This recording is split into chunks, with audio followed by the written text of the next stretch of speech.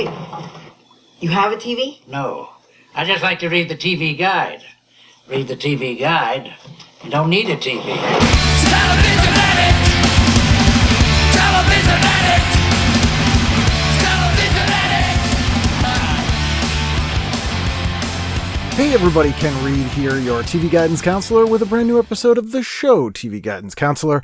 Brand new episode as we have each and every week, and as we have had since Valentine's Day 2014, as we start to wrap up 2020, which I think is a good thing. We shall see. I don't want to jinx us. But I'm going to keep doing episodes, and I'm going to keep doing damn fine episodes. And this week's episode is no exception. My guest is the amazing writer and comedian Lois Bromfield. You may have seen her on television. I have talked about her little part on Mike Nesmith's Television Parts, which we talk about here. She also wrote for Grace Under Fire, Roseanne, a ton of other stuff. She's just super funny, super talented. She's been in Germany for the last almost decade, but she goes to England a couple times a year and does stand up. So if you are one of my listeners that is in the UK, definitely go see her if you have the chance. She also has a new book out called My Dirty Life in Comedy, a comedy memoir that chronicles her crazy life in Hollywood, which you will 100% want to read after you hear just a smidgen of the stories that she tells in this episode. She's got a million stories. The book is fantastic, and you can go to her website, loisbromfunny.com, and get the book there. And I will put up links on tvguidancecounselor.com. In the meantime, sit back, relax, and enjoy this week's episode of TV Guidance Counselor with my guest, Lois Bromfield. TV is my friend, and it has been always there for me in time of need. Live via satellite for the first time, a guest from Germany, Lois Bromfield. How are you? Very non-German. Yes. No, yes, I am in Germany. I am in Germany, and I love it. I just can't speak any language. I can't say anything. Can't order anything. It's weird. Do they have like picture menus for people like they have in the States here for people who can't read and you just point? They do. They probably do. But you know what they do to me? The minute even if I've been here such a long time, and even though I know how to read a menu, can order, they go, "We'll get you a different menu. We have one for you."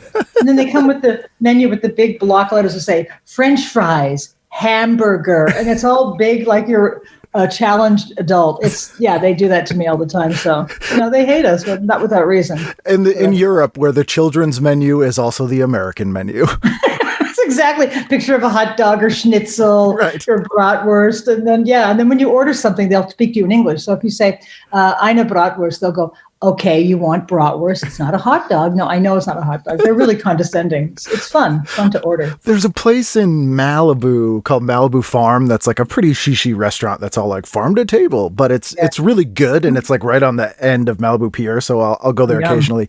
And every time I go there, someone orders, they have like a vegetarian mushroom burger. Oh, wow. And it's called vegetarian mushroom burger. And every time I've been there, someone will order it and they'll go, that's just mushrooms, right? It's not, there's no it's not beef in it. Oh, and then, God. At first I was like, that's really condescending. But I've probably heard this 5 times, and I would say 4 out of the 5 times the person went, oh, really? All right, I'm going to do that then. And I'm like, what? That's really great. That's really funny. But I love that about Cali. You made me just miss California by telling me that. I used to love going into restaurants where you could get, everything was so good, and it was grown down the street by somebody. And I totally loved living in LA. I loved it. Loved every minute of it. The food was so good. Yeah. I didn't go there till I was almost 30 because I'm from Boston, and everyone's like, those fuck them. Like, I know. Nobody wants to go to LA. Yeah. But then I went there, and like 40% of the people I ran into were from Boston. But when I got there, it was like, the weather is great. Everyone's in a good mood. The food is amazing. And all the things I like are here. Yeah. You know what? It's exactly right. That's exactly what it was. I loved every minute of it. I loved that I didn't have to get a nice car until I was making money. And then when I had a nice car, everybody had a nicer car. Right. And it was just, the food was good and people were really nice. And when you got sick, you'd go to Jamba Juice and get this big cold buster thing. And then you'd feel better like in an hour and a half. It was, I just loved everything about it, except I had terrible girlfriends, but I did have a great time there. So you grew up in Toronto, right? I was born in Toronto, and I left when I was 20. I left when I was 21 and went to New York for a few years. That beat the crap out of me. New York City beats the crap out of you at any age. And then I went to LA, and that was there for like 24 years. I always describe Toronto as Canada's New York City, even though that's not quite accurate, but it's probably the closest I could get. But as a direct comparison, as far as like the people and all the stuff, it's aside from the weather and everything else, it's basically more like Toronto's Los Angeles. Yeah, it really is like that. And, Toronto is just really nice. I mean, people are too nice for it to be like a city with any edge, because people say they're sorry all the time for nothing. And then, it's just sweet. I mean, I went there in 2001 after 9/11. I went to do this job I was telling you. And I went into a Tim Hortons, which is their donut shop. It's like Dunkin' Donuts. And I went in, and the guy was so nice. It wasn't like in the States where they go, "What do you want?" They went, "Hi, oh, it's cold out there today, don't you think?" It was just like this whole conversation. And I just wanted a donut and some coffee and go and get out. I was like 25 minutes talking to him. But it's nice. I did an episode with Shadow Stevens, if you remember Shadow Stevens. Oh, yeah.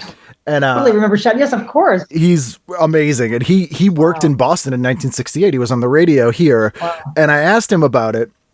And he goes, "Well, I knew I was in trouble when I ordered a coffee and the guy said, 'You want a regular?' And I realized a regular came with cream and sugar in it. And I said, 'My God, I'm in hell.'" That's really funny. That sounds exactly like it. I love Shadow Stevens. Oh my God. It's like, is he alive still? He's an old man. Oh yeah, he's in his late 70s, but he produces a lot. And really, yeah, his daughter is an actress, and she was on the Carmichael show for a while. Great, and has done sitcom stuff. But yeah, he produces a lot. He weirdly wrote a bunch of children's books. Really? Yeah. Oh my gosh. But it was just like, man, because he was probably on Dave's World around the same time you were doing maybe like Grace Under Fire. Yeah, something like that. But I just remember him from, I might have even I met him in person. It seems like I've met him. We've crossed paths when I did something for the Dick Clark show, and he might have been involved somewhere there. I don't remember what it was, but I remember meeting him because I remember his voice. And I remember him being nice, really, really nice. But it's such a long time ago. I mean, it's got to be in the 80s, early 80s. Yeah, because the Dick Clark show you did was like a weird nighttime version of American Bandstand, right? Yeah, it was so weird. I kept saying, "How's everybody doing?" And I said good night in the middle of the day. And it was just like, oh yeah. And Dick Clark was so nice. God, he was a nice guy. He got really mad at the audience all the time because this is a comedian. He would yell at the audience the way they treated the comedian. And then he'd yell at the director, and then you'd have to do your act and everybody hated you. Well, really hard. It's weird because I think Oingo Boingo was the guest on the episode that you were on. Yeah, how'd you know that? I remember watching it. I was a big Oingo Boingo fan as well. Wow, that's hilarious. You know that. And Joan Jett I did the show with too once. Oh wow, Joan Jett was great. Yeah, it was. I mean, I didn't know then. I was just an idiot. I was like, oh, I'm on a show and now I'm going home with money. I didn't pay attention to the fact that there was Joan Jett sitting there like fucking idiot, But yeah, I did the show. I did lots of stuff with really great people, and I don't remember it. I remembered it like 40 years later. But the cool thing is you can like revisit a lot of that stuff. It's probably somewhat easy to see now comparatively. Yeah, it is. You can see it on YouTube, and then you can think, fuck, why didn't I get an autograph? What an idiot. But it's funny because I, maybe once a year, although not now because it's, in the before times when we could do these things, but at least once a year I would have a band ask me to open for them. And every time I would be like, I'll do it, but let me just explain to you that this almost never works. And, and they're used to having bands open. So they're like, maybe have you do like an hour. And I'm like, I can do an hour, but you don't want me to do an hour. That's great. And I'm like, because the audience is maybe 20 minutes they'll put up with me, even if they like me, because they watch music and comedy very differently. It's really funny. Can you hear my dog barking in the background? I can, a little bit, but what kind of dog do you have again? Good question. I don't know what kind he is. He's just a cross between an idiot and an irritant. Oh, okay. So he's probably the same breed as my dogs. He's an irritant. Yeah. He's totally irritating. Back. I'm picturing you with a crucifix at him now. Exactly. Go back. I wish. My neighbor next door has a huge crucifix over her bed. Weird. I just imagine Nightmare on Elm Street in that scene where it falls That's exactly what it's like. And her husband never goes anywhere. It's the whole story. Anyway. Oh, wow. How German. It really is. They really are. They're strange. It's a strange neighborhood, but it's fun. It's very safe. It's strange. Yeah, safe and strange is the way I try to live my life. Safe and strange. But where do you live in Cal? Where do you live in LA, don't you? Yes. No, I'm in Boston. Oh, you're in Boston. Yeah, I would spend about half the year in LA or a couple months out of the year because I was pitching a lot of shows and stuff. Great. But yeah, so I grew up in Boston and I'm back in Boston. I was in, last time I was in LA was March when all this stuff started kicking off, and I came home like the last week in March, like basically just got out of Los Angeles, but it was real weird. It was, I know, it was really strange. It's just really scary. So I don't know. I still miss it. I still miss the States no matter how bad it gets. I don't know why. Well, it's probably like you probably had built more comforting things there over the time you lived in the States. So even in bad times, you at least could rely on some things. That's right. Yeah. Now I feel like I'm doing therapy. Thank you. You're welcome. I won't judge you for this. I like it. I like that. Free therapy. I like it. Do you watch any TV shows in Germany? You know what? It's really funny because we have Apple TV, so we don't really get TV shows. We get a lot of news, and we get movies, but we don't really watch, like you can watch sitcoms, but they're in German. So they're German subtitled, and they're dubbed in German. They lose something, in that, but you don't get live TV. So you don't get real TV from the States because of licensing, I guess. So it's weird that they would export sitcoms because normally it's like action shows because those translate, and sitcoms, they would usually remake like the stuff that they did with like Exporting Raymond. I don't know if you've seen that documentary, which is amazing. It's filled with Phil Rosenthal, where he's trying to make a Russian Everybody Loves Raymond, and it's bonkers. That's hilarious. I'd love to see that. Everybody really Loves Raymond, we get on the BBC. They show it on BBC, and then they have BBC shows in between. So they'll have Everybody Loves Raymond in English on the BBC, and then they'll have, I can't think of the other shows, mostly British shows, the sitcoms. The British sitcoms, I can't bear to watch them because they all seem exactly the same. Everybody at the end ends up in a pub, has a beer, and everything is solved. Oh yeah, it always goes that way. But yeah, we watch German sitcoms, which are, it's just it's an oxymoron almost, a German sitcom. Yeah, I can't even imagine that. Yeah. Oh yeah, it's really. They have one with two police officers, and all they do throughout the entire show is look at each other like, what? See what I'm saying? I knew that was. It's just like it's bad acting, and the shows are terrible. But it's a comedy about two sort of bumbling police officers, and I think it's called. I don't know. I can't think of what it's called. Der Polizei. Yeah, I'm just going to call it Der Polizei. The Polizei. It's the Polizei. Die Polizei. The police. They couldn't even think of a funny title. Yeah. Some guys tuning in thinking it's going to be about Sting. And, exactly. It's really bad, but we don't get American TV. I miss American TV. I even miss the commercials. That's how much I miss it. But yeah, we don't get American television at all. Because I was going to ask if there's no comfort shows that you could watch from like your youth to like sort of soothe, which is what a lot of people are doing now. But you know what? I should, and actually, you're right. I see Bonanza sometimes, but then Bonanza was like when I was a kid, and I just wanted to be a cowboy because I was such a big dyke that I thought the fastest way to be a big dyke was to just be a boy. And so I remember thinking I wanted to wear chaps and I wanted to have a gun and holster and go into a saloon or a bar and all of that stuff you do when you're a kid and you're just a big dyke and you're not figuring it out. But I remember Bonanza being like the dream thing to be was to be a cowboy, So I would watch it. I loved Little Joe because he was cute. And then I realized later that maybe I thought they were actually cute and I wasn't wanting to be a dyke. I couldn't figure it out. It was totally confusing. Well, it's that thing that all my friends that I know that are gay have a thing that from their youth where they were obsessed with it and they're like, I didn't know if I wanted to be that person or be with that person. Yeah, that's exactly what it was. I looked at the men and the men were so cute and the way they looked, I thought, God, they're really cute. And then I thought, no, I want to be one. Or do I? It was really confusing. Yeah, it's a common thing. I don't know what that's about, but it's unique to that where it's like, do I want to be that or be with that? I don't know. Maybe both. Okay. Yeah, it was really, but I loved Bonanza. I loved it. I loved it. I always thought everything looked good on the show. Like the coffee looked good. Remember Hop Sing? He'd make coffee. Oh, yeah. And he'd make all this food, and he just thought it had to taste awful. It couldn't have been good. Oh God, yeah. And he'd make and then what's his name? The head of the family, was it Lorne Greene was the actor, but I can't think of what his name was. And it was for some reason I watched the show, and he sat behind his big desk and he wrote checks all the time. Remember that? Yes. I don't know if you saw that. Yeah. He'd write checks. He'd say, "Well," and he'd open this big ledger and he'd write a check, and you think, they didn't have checks then. They couldn't have had checks back then. Did they have them? Did they have perforated paper and checks? They couldn't have. He got the little sampler pack with like kittens on one and like his, little horses. Whenever I see Lorne Greene, I try to picture actual Lorne Greene, but all I can picture is Eugene Levy as Lorne Greene from SCTV. That's right.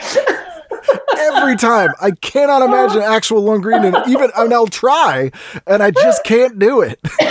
That's really funny. That's exactly right. Oh God, yeah, I forgot about his impression of Lorne Greene. Oh, it was amazing. There's that Sweepspeak episode where he's singing dirty limericks. Yeah, really funny. Oh, that's so funny. Oh my God, yeah, I loved it.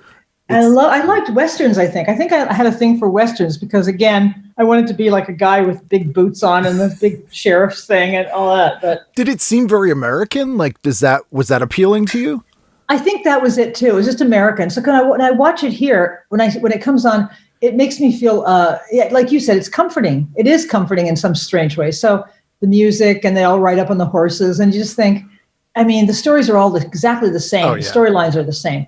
But it is comforting. It's true. It's like seeing a cartoon from when you're a little kid, and you hear the music and you know it right away. But I wonder if because the stories are all the same, it's somewhat comforting as well. Like there's no surprises, which is sometimes nice. No surprises. The writers had it really easy. Something happens to one of the characters, and there was one where Haas had to do a pie eating contest, but he was in love with some woman, and then he got sick and he couldn't go out with her. It's like, it was such a weird. But the show's also, it was a dilemma, and it was just a pattern. It was a dilemma. They solve it. The father always solves it and writes a check from his 1980s checkbook, and then it's over. I love the idea of someone having to do a pie eating contest. He had to. There's only one way out of this. That's what it was. There's only one way out of it. That's what it was. It was like, well, that's what a man's got to do what he's got to do. Got to have a pie eating contest. He had to eat a whole bunch of pies, and then somehow it connected to this woman that he liked. I don't know. It was just the stupidest story, but I enjoyed it. So, I had hoped this day would never come, but here we are. It was awful. But Gunsmoke was good too, because remember, Gunsmoke was really good, except that I couldn't figure out how big the town was. Right. It always seemed like it was one little street, but it had to just be one street. And they kept acting like they would go home at night and they would have to go get on their horses to go home. And I think, well, where are they going? Because there's nothing else there. There's no other houses. So they're just going around the block 3-4 times and then they come and sit down. Yeah. They're just riding like 2 feet down past the saloon and then walking just around the corner. It was weird. It's amazing. So the issue you picked here is April 24th to the 30th, 1971, which I always talk about how Westerns really were the predominant genre in television from the 40s to really about this time. The early 70s is when they kind of started to disappear. And yeah, that's right. One of the reasons being, I think people were just sick of it, and a new generation was like, that's my parents' stuff. And I also think they realized they could do the same stories, but in different trappings. So like I always say, Star Trek is a Western. It just has different. Yeah, totally a Western. You're right. Yep, exactly. It is a Western. I forgot about Star Trek. So they do stuff like that. Like Route 66 was basically a Western. It was kind of the same mechanics that they learned doing those shows. They were able to sort of spread out in some more interesting stuff, but you were still getting the tail end of that as a kid in 1971. Yeah, I loved it. You're right, though. It did just disappear. They realized they could put it in different formats. And it's true. Star Trek really was more or less a Western. But they were good. The Westerns just felt good. They were so clean. There was nothing gritty about them. There was nothing violent. And when it was kind of when somebody would get smacked in the face and their lip would bleed, but nobody got shot in the head or there was no guts coming out. It wasn't like now where the Westerns would just be head choppings and people being hung. And I remember one episode of Gunsmoke, they were going to hang a guy, but they didn't. They talked about it and they built the gallows. And then next thing you know, he was free for some weird reason that somebody proved him innocent. But it was innocent and it was really fun to watch. And you kind of thought this was the way it used to be when in fact it wasn't. Oh, God, no. Yeah. You look at something like Deadwood, which is probably much more accurate. Yeah, exactly.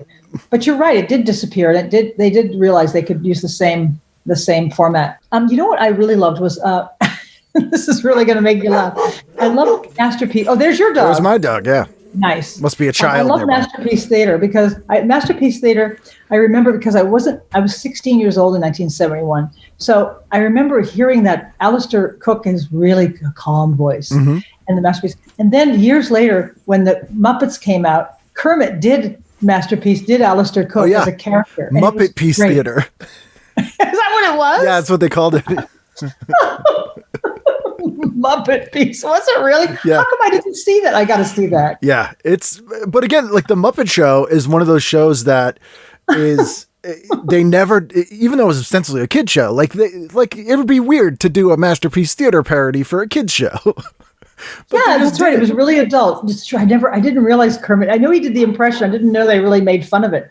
But it was such a funny show because it was so calm, and I don't really remember being interested that much in the content of the show. Just that Alistair Cook was this guy with an ascot on, sitting in front of a fireplace, and this shiny little robe or whatever he wore, and it was just so at a pipe. And my whole comedy life, when I was writing for television, I always would refer to Alistair Cook. I don't know why. He was my reference. People would laugh, ha, ha, ha. And then I'd do the pipe impression, and it never left me. Yeah, I love Masterpiece Theater. So adult. Oh yeah, no, you felt like you were kind of being educated a little bit. Like your parents wouldn't have a problem with it if they found you watching it. Yeah, you were adult, and yeah, well, of course, I could watch anything. My parents didn't pay attention to anything I was doing at 16. Me either. Oh yeah, they could have given a shit. They didn't care as long as I wasn't burning the house down. They didn't really care. Were your siblings already doing comedy stuff by that point? Yeah, because when I was 16, my sister was already in her 20s, her late 20s. Okay. She's 6 years older than me, and my brother is 9 years older. My sister was already doing comedy. She was in Second City Theater in Toronto at the same time when Danny Aykroyd and Gilda Radner and everybody was doing it. So they were all really good friends. That's how she came up the ranks. But she didn't do Saturday Night Live. She was offered it, but she didn't do it. It's probably interesting. It's probably better off. She says she doesn't. Yeah, she says she doesn't regret it. But and my brother was a film director. He produced some films and did some TV series, and yeah, they were doing it way before me. But were your parents involved in that industry at all? It's so unusual for all three kids to have gone into that field. My mother was an accountant, and my father worked for the government, and I don't know why we all ended up doing this. Interesting. My mother was a little bit creative. She did pottery, and she wrote a little bit, but she encouraged us. So when we didn't want to get an education, we wanted to go and do something else. She was like, yeah, go ahead, do it. She thought it was a good idea. So I think she liked the creative part of who we were as kids. And my father he painted, but he was not creative, and he was really stupid kind of. So the best of our fathers were. That's going to be my next book. He was kind of a dumb blonde. I called him a dumb blonde all the time. Well, one of the things that always comes up in the show too is that those of us, especially those of us who've gone into stand-up, we have distinct memories of watching TV with our parents, but watching a comedy with our parents, and we're usually watching the parent to see what they find funny, and then trying to reverse engineer why that's funny. Yeah, that's true. My parents used to watch, this is way, way back. This is way, way, way back. My parents used to watch The Honeymooners, an old 50s series. Oh, yeah. And I remember I was too little to actually watch it, so I had to hear the music. I'd be in my bedroom, and I would just hear the opening music and hear Ralph screaming at Alice the whole time. But I remember thinking that my father would laugh so much at that. And it was nice because he didn't laugh at anything. He thought it was so funny that the show was really centered around a really abusive man. Oh yeah, who was threatening to hit his wife every 3.5 seconds. But yeah, it's kind of strange. That was like the beginning of that was like practically the first sitcom on television, wasn't it? Oh yeah, it actually started as it was a sketch on Jackie Gleason's variety show originally. Oh, that's right. And then it was so popular that they did it as a full sitcom. But yeah, that was late 40s, early 50s at that point. Amazing. And then he brought it back in the 70s during his 70s variety show. No one ever watches those Honeymooners because they're weird. No.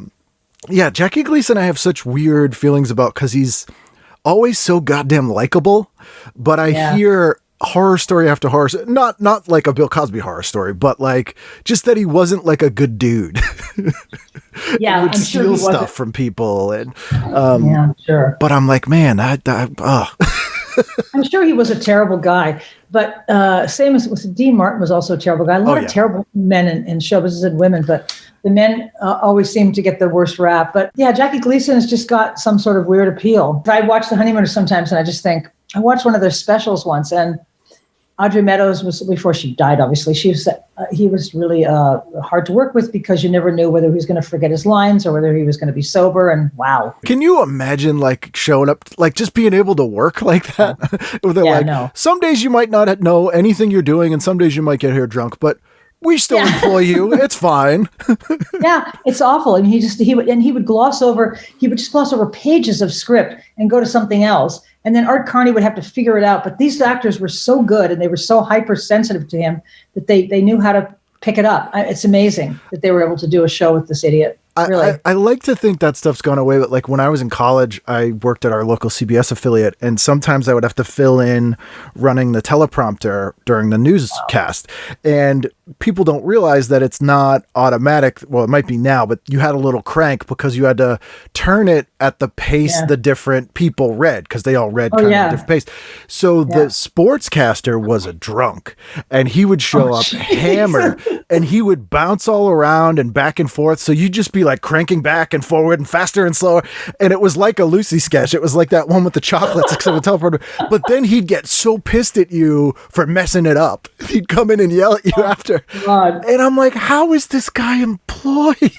Yeah, that's awful. That's awful that you had to do that and then he got mad at you. Yeah, because he was just a drunk. That's so awful. And they were like, well, everybody likes him. And I'm like, okay, that's an interesting lesson. God. But that happens to a lot. Look at, the whole thing about Brett Butler and Grace Under Fire, she was out of her mind and was really tough. But I really, working on the show was really hard because the head writer was so spineless. And then she was such a mess until she got clean, and now she's great. Now she's I couldn't be happier. She lives in a farm someplace in Tennessee, and she does gigs and makes tons of money, and totally happy without Hollywood and without television. Because you worked on two of sort of the hardest shows to work on at the time. Yeah, right. I worked on Roseanne for 4 seasons and on Grace Under Fire for 1 season because I was on the last season when the show ended. When the show was taken off the air, actually. Well, it was still a hit too. Like it was still, it was good, but it was nothing compared to working for Roseanne, because Roseanne's show was so much funnier and so much smarter to write and really made you work hard. I mean, it made you really think and come up with the best possible stories, and it was really gruesome hours but great paychecks, so you go home and you're tired, but you got a big fat paycheck. But some of the sitcoms you work for and you go, this is not very good, and you could kind of just doze off in the middle of the day. It's so boring, right? Because it's sort of formulaic, I imagine. Yeah, it's formulaic, and they don't really like it's bad when at 10 o'clock at night they're going, oh, let's just put that in. That'll do. That's fine. I want to go home. Yeah, and they go home, and you go, shouldn't we try to beat that joke? Nah, this is good. And then the next day you get there, they read it, and the person who's in charge goes, this is terrible. You go, fuck. Yeah, who did this? So you didn't try to make it better, you idiot. Could have gone home at 1 a.m. It would have been perfect the next day. But so working for Roseanne was amazing. It taught me how to write. It really did. Yeah, I mean, I've had Tom Arnold on and David Fury and Penelope Spheris and Laura Keitlinger. And so they've all had sort of different angles of working on that show. Oh, I'm sure. I love Laura Keitlinger, by the way. She's love the Laura. best. She's I haven't funny. Seen her in years, more than 15 years. Oh, she's great. She actually, her and Greg Proops opened for me for my last album recording. Like they were just like, great. It was so nice of them to do that. Nice. And they're so funny. Laura's just hilarious. Yeah, she's so funny. God, she was so much fun to hang out with, and her stuff. She would pitch things that were so crazy. Yeah, I loved her. Oh, I bet. I love Laura Keitlinger. God. And I'm so happy she's still doing good. Yeah, she still writes. She does like punch up stuff for a lot of sitcoms, and she's so good at. But it's everyone exactly what you said as this underlying thing of like, oh, working on Roseanne was the worst thing ever, but it was great. Yeah, it was. It was the worst thing ever because there was elements about it that were so unstable. And when you'd walk into work one day and there'd be 5 writers, and the next day there'd be 25 writers because Roseanne would have hired a whole bunch of people overnight. And you think, well, who are these people? At one point when I left in 1995, and there had to be 20 writers, honestly, and only out of those 20 writers, 6 people could actually write. Right. And it was horrible because you were sitting in a room with people who didn't know what they were doing and interrupting, and then you go, God, why did she? And you couldn't get rid of them because she hired them. Yeah, it was someone that opened some show she did in Toledo or something and was like, I'll hire this guy. That's what Tom said. There would be people they'd never met before, and they'd be emceeing some gig they'd do, and then they just bring them to Hollywood and were hired the next day. That's exactly right. That's exactly what they did. And the writers would have to deal with them. And then I'll never forget, what was it? She came into the room once and she said, everybody, oh, fuck, what was it? everybody named, when she fired Bruce Rasmussen, who was the first, I wasn't there. I was there the next, when Rob Hewlin was the head writer. Mm-hmm. I was there very quickly after Bruce. She came into the room and she said, everybody named Bruce is fired.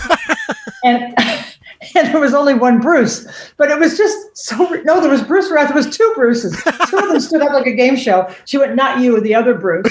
So it was the greatest firing story ever. And then I think I came in right after that as a writer. Because you worked on Jackie Thomas too when Tom was doing that, right? Yeah, I was on there for a little bit. I wasn't there as a writer. I was there as an actress, and I was just awful. God, I couldn't act. I was terrible. They gave me a speaking part. I had a little role. And then after a while, I was just a silhouette. Like I didn't even get to be on the camera.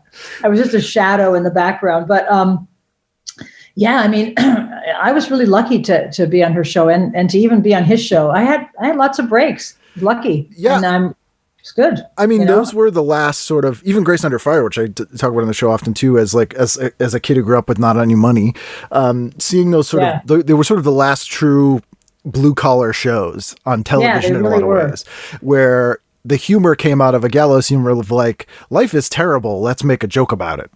Yeah, that's exactly what it was. Yeah, life is really terrible. That's exactly what they did. And it was good. It was fun to write. And I remember we had a head writer at one point who we were pitching some stories and it was late or was really tired. And then somebody said something about lunch meat. And the head writer went, what is lunch meat? Like he didn't even know what it was. And we went, you're writing on you're the head writer. You're making the most money. You don't know what fucking lunch meat is? And he didn't know what it was. He didn't know there was such a thing as lunch meat sandwiches. He's like, I've never had that. And you should be sitting at the other end of the table. Like, I went to Harvard. I don't know what olive loaf is. That's exactly what it was. He didn't know what it was. And so we never let him forget it. As well, you shouldn't have. Yeah. And you're making the $2 million a year. We're not making that much. So right. I made my lunch and brought it today because I'll show you it. It's in my locker. Yeah, exactly. Yeah, it was awful. It was awful, but it was fun. It's like all your people who've been on Roseanne. That's how it was. It was a bad experience, but it was a great show. That's all. Yeah, it's like boot camp. It just got better, and then the end result was amazing, and it still holds up. I mean, some of those episodes are just hilarious. Most of them, so good. It's a show that I revisit often. I think you wrote one of the Halloween episodes. I think you're credited as. I wrote a couple of them, and then I co-wrote lots of other stuff. But there was so many writers that to get a credit was almost impossible. Like they would go around in a sort of take turns being able to write something, and the people who didn't know how to write, they would just give them credits. Right. Like they say, we'll put story by, give it. That's like an extra $5,000 in your paycheck. Oh yeah, like hey, you typed this up. Yeah, that's exactly what it was. And then you think this idiot who doesn't know how to write, it just made $5,000 for doing nothing. But then you had to write the show yourself, or you had to write it with the room.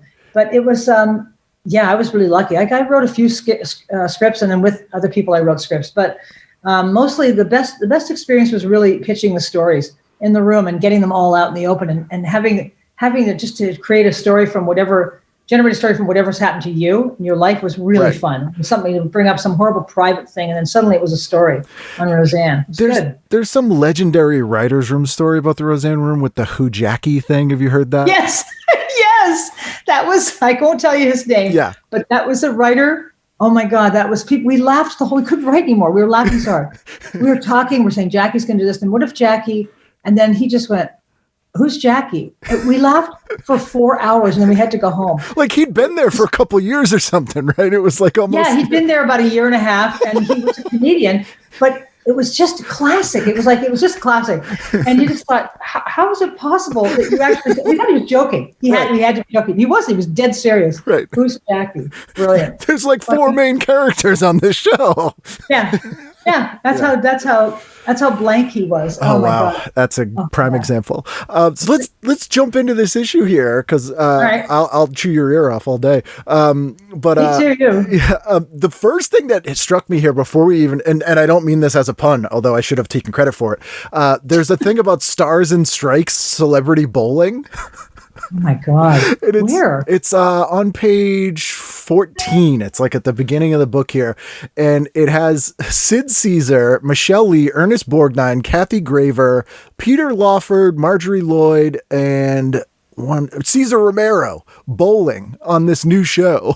Oh, I love that. I didn't see that. I didn't see that. It's right at the beginning. It's like after it's the 2 pages after the Kent cigarette ad. Oh, I know. The Kent cigarette ad blew me away. I have to look at it right now. Wait. I was looking at one from 1970 the other day, and it was the most offensive cigarette ad I've ever seen. And I forget the name of the cigarette, but it was like, cigarettes and women are best when they're rich and slim.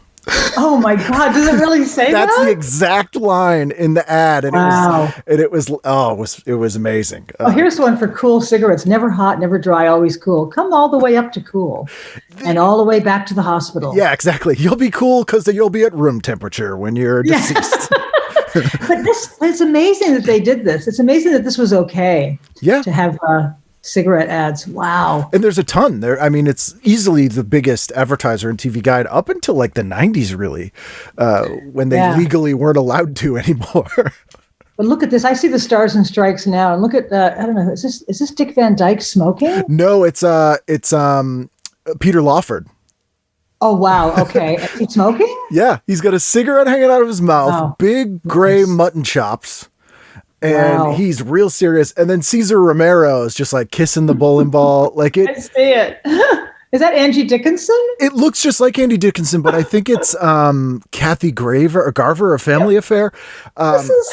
He's correcting me. This is like impersonators then, because I'm getting everybody wrong. Is this Sally Field? No, this is Dorothy Lamouriel. Like you always come with a name. I'm like, wait a minute. How am I not recognizing? I know this is Greg Morris. Right. No. Yeah, good. I got that right. You got that one right. Nope. Is that Cleavon Little? Who is that? Wrong. Oh, God. Is Ed Asner? No. Ed Sullivan. That's our new game show. We're going to show people pictures of 70s celebrities bowling, and then they have to guess who they are.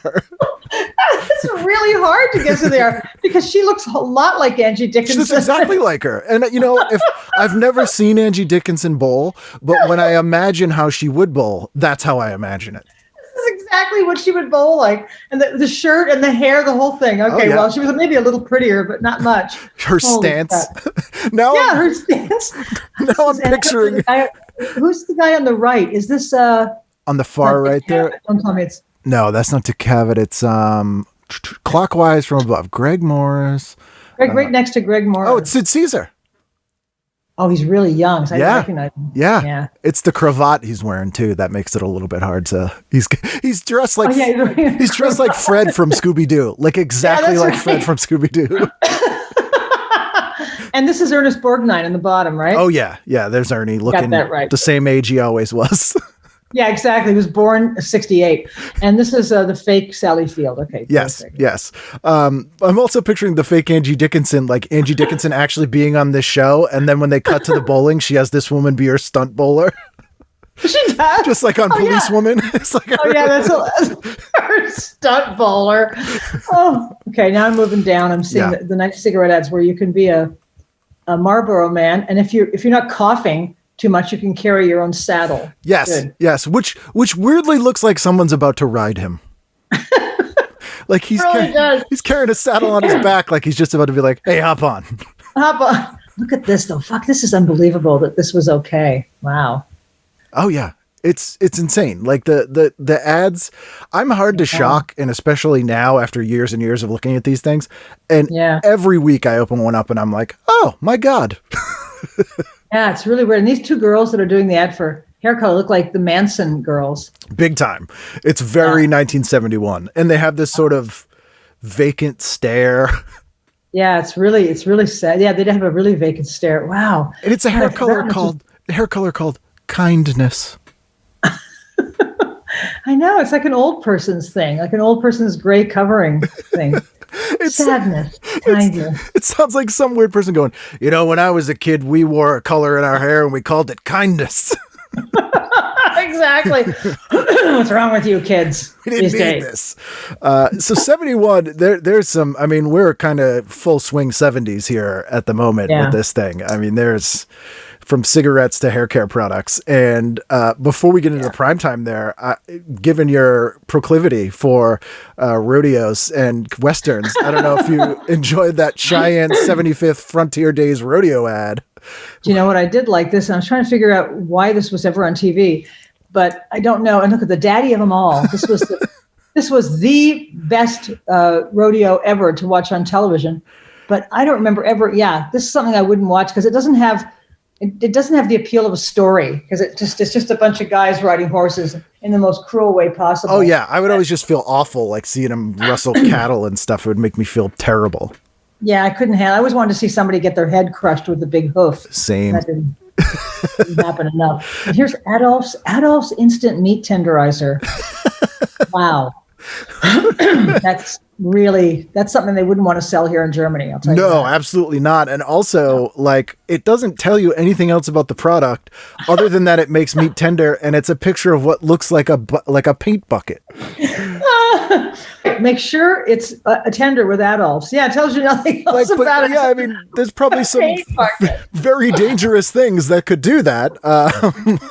Oh God, that's so funny, a paint bucket. It's exactly what it looks like. I don't think advertising was really, there was nothing edgy or even informative about it at this point. I can't even imagine that swaying anyone though. Like they'd just be like, you know what? I have some meat that needs to be tender. That's all I need to know. Yeah, I guess there's just limited information. They couldn't afford a real ad because it was really important to get this airline career thing in here. But then there's Wagon Train. I remember Wagon Train. I forgot about Wagon Train. Which was boring to like Wagon Train was one of the more boring ones. Yeah.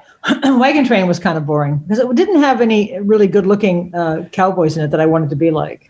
Yeah. So. I mean, that was the big problem. That was the big problem.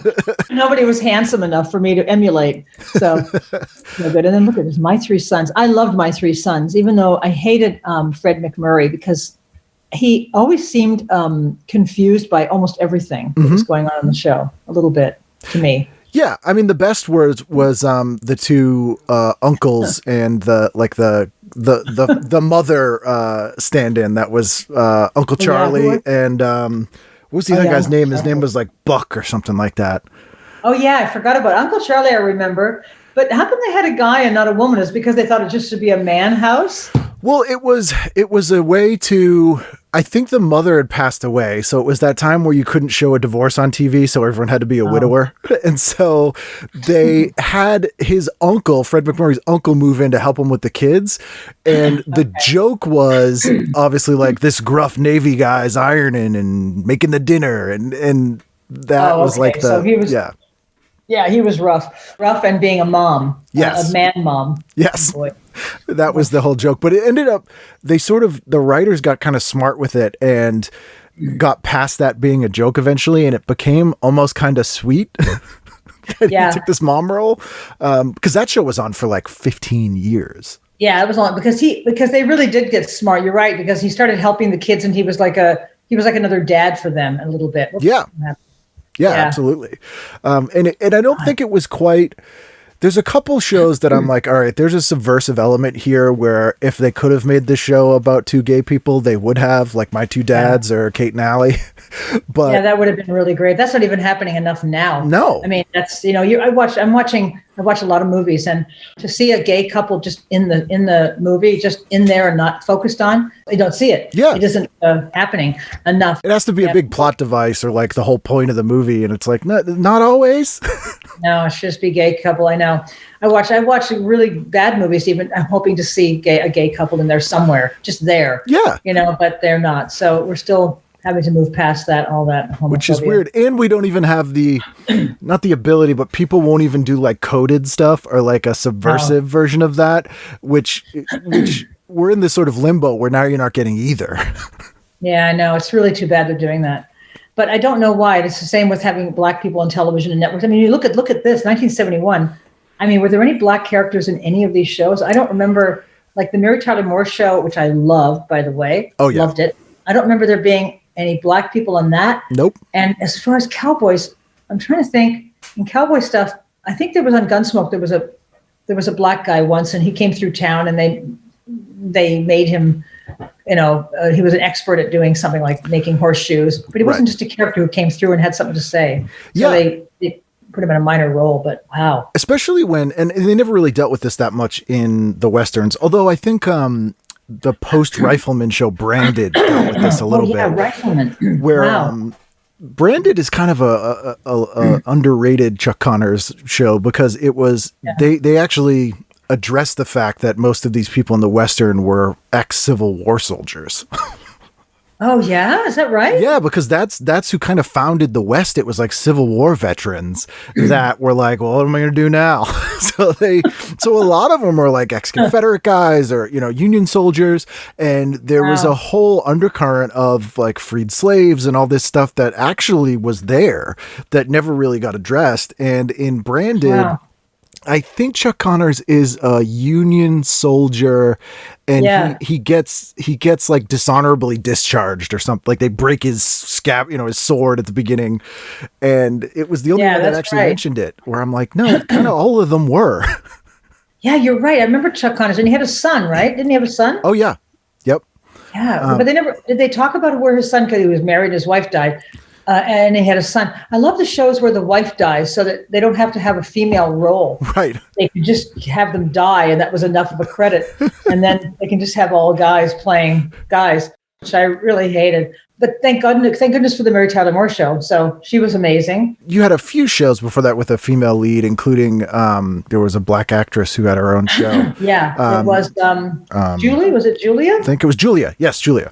Julia, yeah. So you had that, but really that was highly unusual. And Mary Tyler Moore, which took till, what is it, 1970 before you had that? Yeah, it was really, that's right. And you know what, interestingly, I mean, this is just a funny little piece of trivia, which you probably know, so you know a lot. Her show was shot on the same stage where Roseanne shot our show. Yes. Where Roseanne was shot. And there's a plaque outside and it says that. And for some reason, when we would walk from the writer's room down to the stage, that was like my only motivation to go into the building sometimes, because I was so excited that this was where that show was shot. So there was history involved and I felt like part of history. So I'd go, I got to go into the building because the Mary Tyler Moore Show was shot here. I can't let Mary know. I didn't want to face Roseanne, Here's a weird, so the day that Mary Tyler Moore died, I was in LA and a friend of mine was writing for a sitcom that was shooting in that studio. Oh, really? And it was not a great show, and I was and you know how the audience is basically held hostage for like 14 hours while they're shooting the show. Yes. And so because I was like a VIP, I could actually sneak out of the audience, and for a lot of the show we were just kind of wandering around backstage, but we went out the back door and we're standing there, and that's where that plaque is. Yeah, so you've seen it. I saw amazing. it, and I saw it on the day. It was literally the day she died, I didn't know it was that studio until we saw the plaque, and I was like, "Oh, that's really weird." Yeah, it is really weird, but it was amazing to see it, and just to have that history. So that there was maybe not all great shows were shot there, but boy, Mary Tyler Moore and Roseanne were two great shows. So oh, absolutely. I mean, the pedigree of those shows, and really important shows too, and shows where the writers went on to do amazing things after both shows. Yeah, that's true. Yeah. I mean, I don't know what I did, but a lot of writers did do amazing. You did pretty well. I just went on to go. I don't know, what did I go on to do? Yeah, I didn't really go on to do anything. My stand-up, I kept doing stand-up. And I went to London. When I went to London and did stand-up, I think I had told you this, though. This is off the subject, but boy, I'll tell you, you don't know how good a stand-up you are till you go to London. Yeah. Holy crap. You've done it, right? Yes, yeah. And you realize how good you really are when your audience is laughing consistently for 35 minutes. And you go, wow, you go and you just feel like such a big asshole. Oh, yeah. You just want to go and eat a steak and throw something at someone. You feel so cool. But it's amazing ego boost, boy, I'll tell you. Yeah, I found that people there are never at the show by accident, like most people who go to stand-up shows in America seem to be. You're right. That's exactly what it is. And not only that, the rooms are just packed. So nobody's really there to be, like you said, they're there not by accident, and they're not there to get comfy. They're there to drink a huge beer and fucking laugh. And that's it, know, and they're good at it. And no matter how much they drink, they're still good at it. Oh yeah. I mean, it's a remarkable place to do comedy. I love it. It's like a drug for me. I go about 3 times a year to this top secret comedy club, which is the one I really like. And God, it's great. Where's Top Secret? It's maybe you can't tell me. Yeah, I can tell you. Yeah, right. Sorry. I've been sworn to secrecy. I can't describe where it is, actually. It's in London? I'll send you the link. Boy, I tell you, it's great. I mean, I've watched your stand-up. Oh, thank you for taking the time to do that. Pretty damn good. I mean, you're younger than I am, so you're actually really funny and faster, and you've got more current stuff in your head. Oh, thank you. Really, really clever. They would fall down dying laughing with you. It's funny too, because I always say even the hecklers there are good because they will heckle you based on your act. Like they'll go, I've listened to you and I've decided that your logic is, and they'll like spit something back at you that you're like, oh, you're right. Yeah. They don't. It's not arbitrary at all, and it's not out of a drunk. They may be drunk, but they're accurate and they're listening. Yeah, they're really interesting audience. I love them. I just go for fun. I don't care. I don't want to make any money. I just want to go for fun. Yeah, it's pretty good. It's like a pure form of like people who continue to do stand up. Like you need those kind of shows. Otherwise, it's a slog. Yeah, it really is. I mean, I tell people now when I was going to come back to LA at one point because Mike Binder was doing the Comedy Store thing for Showtime. And so he said, are you going to be in LA? I said, I'm in Germany. No, I'm not coming to LA. And I'm not going to come there for a 3-minute interview. He said, well, I want to do some stuff about you. I said, well, you know what? I'd rather, you want to show me when I was young. You can talk about me old and show me young. It's fine with me. I'm fine with that. As long as I get mentioned, I'm fine. Yeah. So I just thought, at one point I was thinking of going and I thought maybe I can find an excuse to go. And the Comedy Store, Jeff Scott said to me, will you do a set here? And I said, I don't think I can. He said, why? I said, because I've performed in London. I can't go back and perform at the Comedy Store. I can't do it. Yeah. Can't. So no. And it now, like, I don't know what it was like back in the day. I mean, I've heard stories, but now it's especially bro-y. I bet it's not my scene. Like whenever I've been there, I've just felt really out of place and I've done fine, but it's, it's like, this is a totally different thing here. Yeah, I bet it's really gritty because when I was there, it was great. Everybody got up and did, it was like London. It was a lot more like that. And, but I'm sure it's gone right downhill. I mean, and then, I wouldn't want to perform there. Yeah, ever. It's a totally different vibe than I imagine, the things I've heard about when you were doing stand up there. So you sort of were you went to New York and it was tough doing stand up there. It was tough, but I liked it. I mean, I hadn't done stand up. It was my beginning of my career. So I did stand up for maybe 2 years at the Improv and Catch a Rising Star and some of the other clubs. And it was okay, but there wasn't that many women. And it was just, you just got up and did a few minutes at the end of the night and it was rough. But I learned, I got tougher there. And then when I went to LA, I started doing stand-up and I did it all the time. I hated the road. I'd go on the road when I had to, but I really hated the road. I'd rather do TV and make money. And that was kind of it for like 15 years. Did you go out to LA to do stand-up or did you get a writing gig? Oh, no, I went to do stand-up. I didn't even think about writing until, let's see, my mother died in 1995. I was writing on Roseanne in 1991. I don't know what happened. I think I just didn't see a future in any more stand-up because I was headlining a few clubs, but I wasn't getting big, huge jobs, and it wasn't going anywhere. So I figured I had a big gay following because of a video I did back in 1985. And I had a huge gay following, but I couldn't make that work as far as like consistently getting jobs in big gay clubs. So everything kind of came together. And I thought, I'd rather write. It's great money. And a friend of mine said, you should work on TV writing because you'll make money. You don't have to go out of town. And then I went to Roseanne and I asked her if I could get a job on her show. And she said, no. And then she said, you got to write a script. Oh, okay. So I had to go and learn how to write from a book. And then I wrote a script with another writer.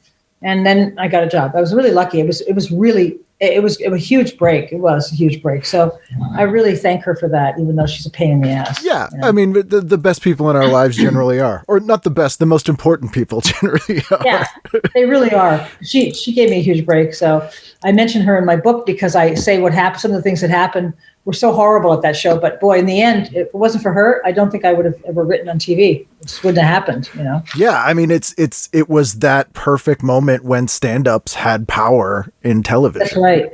Yeah. Yeah, it was really great.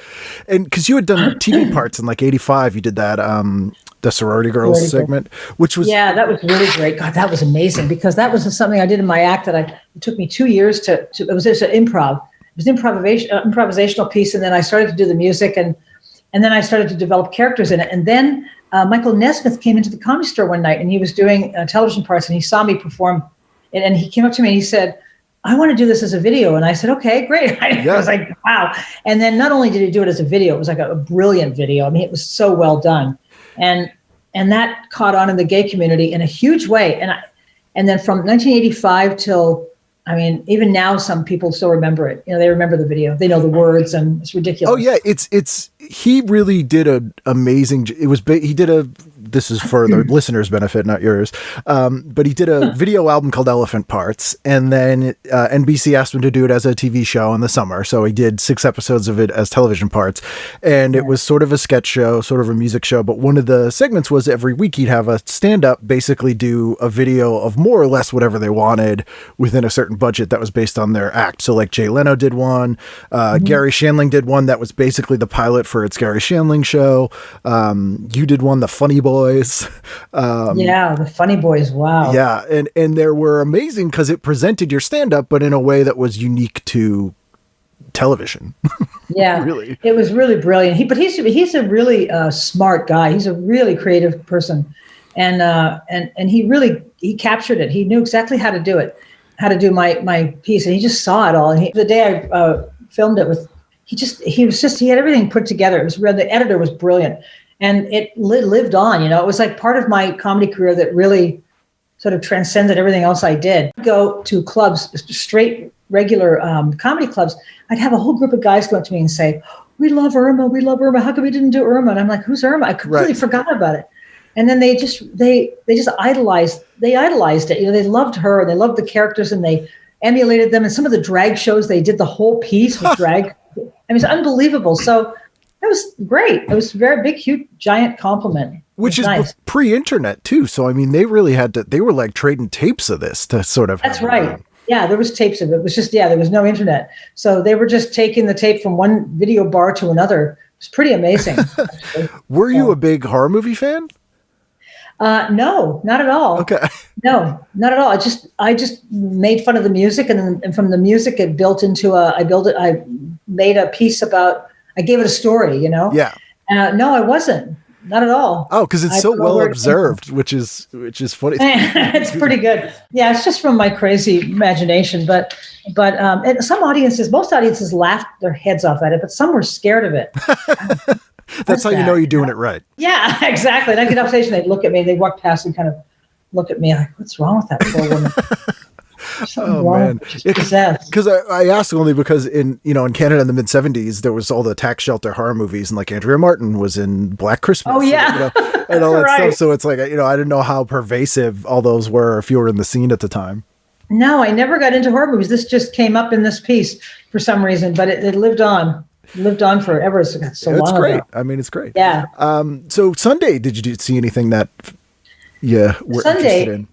When did I look? We talked about Bonanza, the Ed Sullivan Show. Holy crap, the Ed Sullivan Show. Wow, let me go to Sunday, right?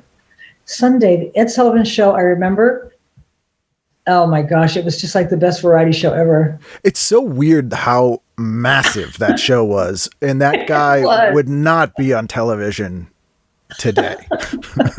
Yeah, I mean, look at this. Bobby Gentry. Oh my God, my sister knew Bobby Gentry. Oh, wow. Friend. Yeah, and Bobby Gentry talks so about Elvis Presley. She said to Valerie, Valerie, Bobby, she says, he was a bad guy. He was just an asshole. And my sister would go, really? She goes, yeah, he'd just stare at you and stare at your tits, and he was just a fucking asshole. Yeah. Yeah. He was basically a 12-year-old. Yeah. Yeah, he was really dumb. But look at this show. Look who's on this show, Richard Pryor. I mean, this is the Ed Sullivan Show, man. I mean, don't you think he was kind of, I don't know if he made the decisions who was coming on the show, but he put tons of people on. I mean, Richard Pryor was on the show. Oh yeah. I mean, he had a big say in it. He was very powerful, and which again, really weird. He is not charismatic. He is not someone you would imagine watching. But he really almost single-handedly built the careers in America, at least, of Elvis, of the Beatles, of Cosby, George Carlin going on when he was like a suit and tie comedian, that's right. Joan Rivers, Rivers, yeah. These people that probably wouldn't, I mean, they probably would have got on TV eventually, but just presenting them to that massive audience every week where everybody watched that show. I did too. I remember it. It's incredible though, because you're right. He wasn't a charismatic guy. He was just a talent scout, really. Yeah. It's interesting because I didn't think of it that way. And he was just this little insignificant looking guy that took risks and brought people on that maybe wouldn't have been on any other show. What other show was there then to be on? I don't know.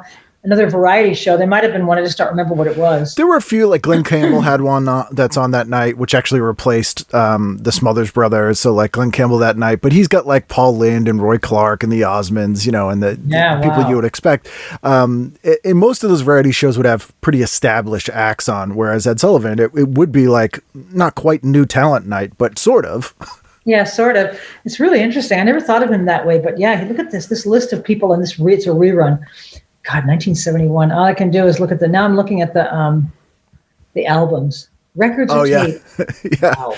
You could get any 7 records for $3.98. Yeah, everything was really cheap. That's what I realized when you watch I Love Lucy, and there's an episode where she buys groceries for everybody because she can get money because he hires, I don't know if you know this, Ricky hires a business manager, and the business manager refuses to give Lucy money. And he starts a line of credit at the store so she can put her groceries on a credit thing. And then she doesn't have any real cash, so she buys stuff for people and they give her money, and then she puts it on their account, on the grocery store account. And I don't know what my point was now, but how cheap stuff was. Yeah, it was cheap. So they came. Ethel comes to pick up her groceries, and Lucy says, "Okay, I got you a chicken, and I got you sugar and chocolate. That'll be $2.80." And you're like, "What? How did you get a chicken and coffee and bread and like a bottle of brandy for $2.89?" It was just unbelievable. And a new Buick. Yeah. And then she's like, and Ricky looks at her and goes, "I've got so much money." It was probably like $8, Well, she had all this money in her hand. Do you remember, this is one of the reasons George Bush Sr. lost in 92 was he went to a grocery store to do like a PR, photo op, and he didn't know how much anything cost because he was so rich and so old. And so one of the reporters, the footage is amazing because I forget what he first mentions, but he's like, "Oh, you're getting a dozen eggs. That's a dime," or something like that. And what you see one of the reporters go, "He doesn't know. He thinks everything's 1930s prices." So they start asking him how much stuff costs. And they're like, "How about this loaf of bread?" And he's like, "Nickel." Like he has no clue. And it just gets worse and worse. And then that footage got played forever. And they're like, "He's out of touch." And that was one of the big reasons he lost. Oh, that is really funny. I didn't know that. That's nickel. That's great. It's like this old grandpa. Yeah, I bet that's why he lost. Yeah, but you're that out of touch. I guess you don't really deserve to win. He hasn't had to do his own grocery shopping in decades. Yeah, no, of course not. But yeah, when you see the prices of things, you just think, "God, what a great time to have money." And then you think, I guess people weren't making that much money. I mean, what Ralph Cramden was making $62 a week. Yeah, I guess. But was that average or was that poor? He was on the poor side, but it's amazing because two of the things that television did in that Lucy episode is a good example is you would have credit companies go to these producers and ask them to do an episode about credit or layaway. Oh, is that right? Yeah, because they were trying to introduce these concepts to America. So Leave It to Beaver has a layaway episode, but it was literally, I think Sears came to them and was like, "Hey, can you just kind of present this idea as a normal thing?" And that's what inflated the prices. I mean, you could buy a house for like $2,500 in 1958, but once you can get a loan for tens of thousands and up, now all of a sudden the prices go up, and that's really interesting. I never thought of it that way. That makes sense though. If they want to introduce it somehow, they introduce it in a story. Yeah, because that was a big thing. It's a hard concept credit at the grocery store. Wow, because it's a weird. If you were going to just describe that concept to somebody, they'd be like, "I don't understand." I don't pay you? What? But if Lucy does it, they go, "Oh, I get it." But you could also cash a check. I mean, even in the 80s, in the early 80s, you could go, look, you didn't have ATM cards. I don't remember when they came out, but I don't remember having one for a long time, an ATM card. And to get money out of the bank, it was a big deal to go to the bank and get money outside the bank. But I remember being able to go to a grocery store and cash a check and not have ID. So you could go in, if they saw your face before, right, at one point shopping, they could just cash a check. And you just think, you didn't have to have a license or anything. You just had to have your face with you. Like, you're a real person. Fine. Yeah. And they'd say, "Oh, hi, Lois. How are you? I'm good. Can I cash a check for $50? Sure. And if it bounces, we'll just have to find you somehow. Yeah. It's just weird. Well, because they'd be like, "Well, you're going to need food. You'll be back in here at some point." You can't move anywhere else. You don't have any money to take a bus. Right. You can't pack your stuff. You can't move anywhere. Yeah, it was just bizarre that they trusted you that much. And the only other place I've ever had that experience was in Portugal, where I had no money. I left my money on a ship when I was on the ship. And I didn't have money. And the guy said, don't worry about it. We'll get it the next time. When am I going to Portugal again? Yeah. It was like $8. He said, don't worry about it. I'm like, I just couldn't get over it. And I went back on the ship and I couldn't go back off. And it was just one of these days I'll repay that guy. You probably felt bad about it forever. I would, even though it's just like someone being nice and you're like, oh, that was, but I'd be like, oh my God, I owe that guy money. Yeah, I have it written down somewhere, things I must do before I die. Yeah. Pay that man his €8, you know. Find his son. Yeah, I gotta find his son and pay him. Yeah. Or I gotta give it to somebody, tape it in an envelope and give it to somebody to give to him who's going there. It's stupid. Message in a bottle. That's right. But it's funny. It's so much less energy for someone to do that. And really at the end of the day, it doesn't make a huge difference to them, you know, because it's not like they do it all the time, but it's such a nice thing that sticks with you. Yeah, it's an amazing thing to do, but it's not going to happen in New York City. No. They're not going to say, don't worry about it. You know, you get it the next time. They're just going to say, you're going to sit here till you fucking figure out how to pay for it. Right. And it's not the same. So you can't do that. Although in New York, when I lived there last time, I got locked out of my apartment. I couldn't find my key. And then I had to wait for the landlord to come from, I don't know where he was, but he was like 4 hours away. And I sat in a diner. I didn't have a dime on me, not my wallet, nothing. And I sat in a diner and the guy, I said to him, I'm really sorry, I don't have a dime on me. He said he brought me soup and lunch and coffee and he didn't care. And I came back and paid him back. But those kinds of people are amazing. I know it sounds really a little too sweet and saccharine, it's but true. It's nice. It's true. And like I always try to do that for people because it's like it really is like a very small effort makes a big difference for other people. And, you know, people lose that now. Also, I just pictured someone in New York, like if you pay them going, hey, worry about it. Yeah, and you're like, why? What? I worry about it. I'm confused. Hey, you know what I was thinking? I'm looking at this stuff I wrote down, and I can't wait to get to Tuesday night. Oh, yeah. You want to jump to Tuesday? I'll tell you why. Because Monday night is I have the Doris Day show as something I don't remember at all. Mm-hmm. And Engelbert Humperdinck and Tom Jones.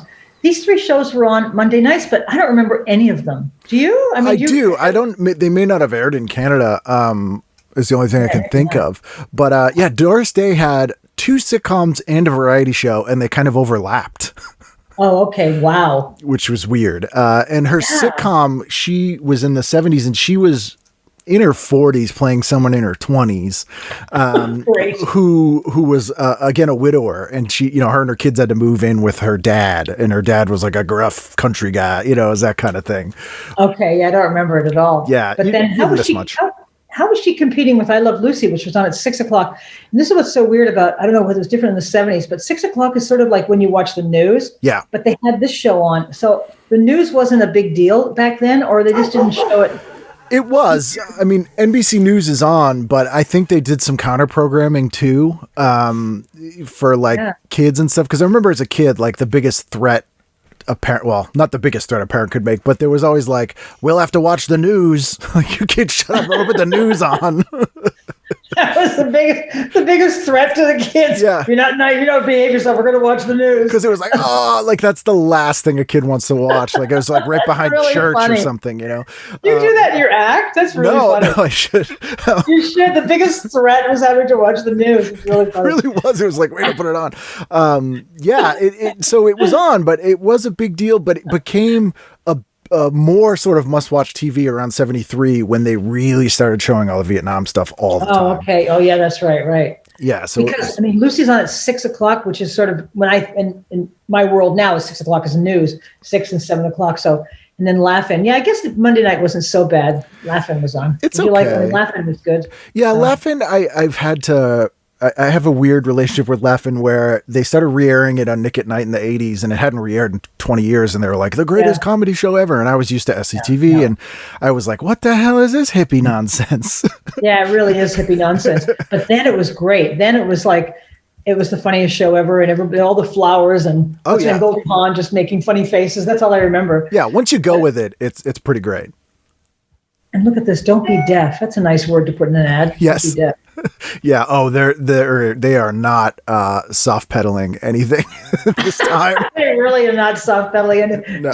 Don't be deaf. What are you, deaf? You should go and buy yourself some hearing aids, you idiot. That's like a doctor's like, well, I did the test and you're deaf, so my prescription is don't. Yeah. Cut it out. Don't. Oh, God. Yeah, I guess Monday night wasn't so bad. Lucille Ball. Yeah, I guess it's okay. And then all these shows like just jump out at me. Like I see the Newlywed Game, which I hated. I hated the Newlywed Game. Yeah. It was in the afternoon. It was so uncomfortable. Plus, he was so nasty to everybody. Oh, yeah. Just wasn't nice to any. Everybody felt uncomfortable and they wished they'd never done the show. Yeah. And then the Mod Squad, I loved. Oh, my God, I loved it. Oh, God, I loved the Mod Squad. Peggy Lipton's just amazing. Oh, she was so sexy. And yeah. They were all so cool. And nobody ever laughed. They were just too cool to laugh. Yeah.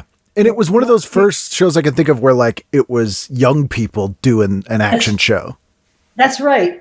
Yeah. And they were cool. And there was a black guy, which was great. It was just like the coolest show. And I don't know if they ever did like a remake of it or did it when they were old. They did a movie version of it that Claire Danes was in the 90s.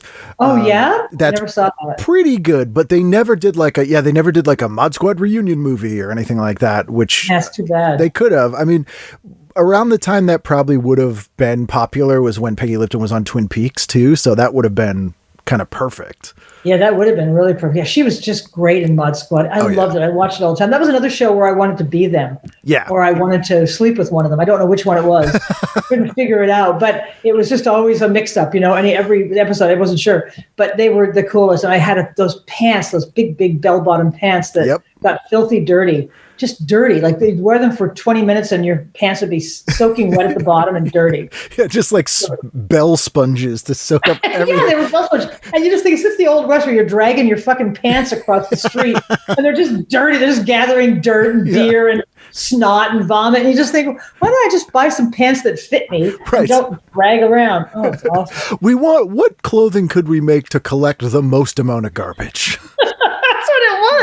It was just it was vacuum pants. Yes. That's all it was. Yeah. It was just sloppy, spongy vacuum pants. Maybe that's what we need to help the environment now. Maybe. Yeah. We should have ocean pants. You can just walk along and the side of the thing and just pick up all the cans and all the plastic. You come out with a plastic island stuck to your ankles. Yeah. Just drag your ass through the water and pick up all the garbage. Oh, it was awful. We're solving all the world's problems. I love those pants. Patty Duke show. Oh, Patty Duke. Patty Duke show. Do you remember the? We don't know, you're too young, but I mean, do you know the Patty Duke show? Oh yeah, yeah. So Patty Duke was she played twins. Oh, that's right. And it was just her. They were identical cousins, and it was the classic twins every single episode. Like, hey, how about you pretend you're me so I can do this thing, and we go on 2 dates, and all that kind of stuff. Oh God. Yeah. So it's the same show, really, every time. Every time. Yeah. Yeah. It was how can we have, it was that classic sort of Three's Company farce type stuff of misunderstandings and, but not edgy at all, but likable because Patty Duke was just so likable. Yeah, she really was. She really was likable. God, Patty Duke. Although now knowing when I rewatch that show and knowing what an awful time she had at that time, it's like a little bit hard to watch. Yeah. What happened at that time? I don't know the history of that. So she was sort of a classic kid actor whose parents were like super abusive. And she actually wrote and directed a TV movie in about 89 or 90 about it, where she plays her own mom, which is like, geez, Dr. Freud, wow. that stuff in there. Wow. Really? I want to see that. It's very good. I think you can probably see it all on YouTube now. I gotta see that. And then she had a huge falling out with their parents when she did Valley of the Dolls, because they were like, great, which is amazing. Like she's a great dramatic actress. Yeah, she really is. Valley of the Dolls was so good. And they didn't want that. They wanted to be Annette Funicello, Yeah. And so there was a lot of turmoil there, and it kind of hobbled her career for a lot of years. And wow, I didn't know that. She made a sitcom comeback in the 80s in the first year of Fox. She had a sitcom called Karen's Song that was one of the most depressing sitcoms I've ever seen in my life. I never even heard of it.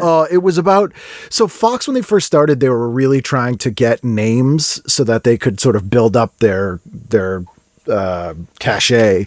And so the shows they put money into, one was called Mr. President, where they had George C. Scott play the president.